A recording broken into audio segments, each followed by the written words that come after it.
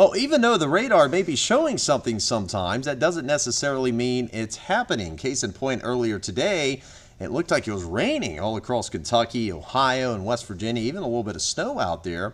Now, the radar was seeing something, but it was seeing something way up in the upper atmosphere.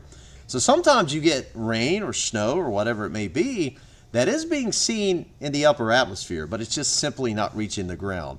We call that Virga. And this is how this works. Most times precipitation does reach the ground when you have enough moisture underneath the cloud layer. But other times it's very dry underneath the cloud layer, so rain and snow simply evaporates before it reaches the ground. Now the radar can still see the drops and flakes in the cloud layer, but that doesn't necessarily mean it's reaching the ground.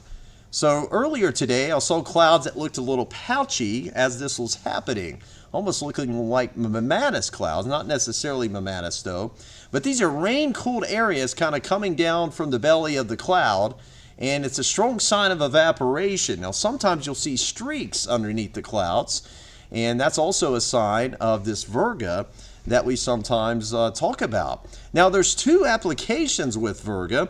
During the spring and summertime, when you get evaporation in the downdraft portion of the storm, well, that can cool the air, and colder air is more dense. So with the warm, humid air below, that cold pocket of air plunging down to the ground can gain momentum, and that could make downdrafts or downburst even stronger.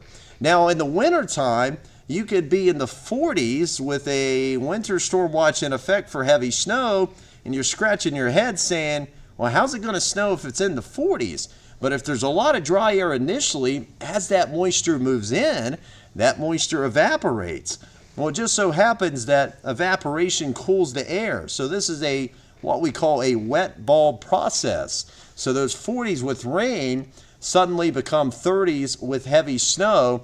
So that's also a big factor in regards to that top-down moistening of the atmosphere. So yes, it's nice to have radar and satellite, but sometimes it takes good old-fashioned ground observations to know the truth.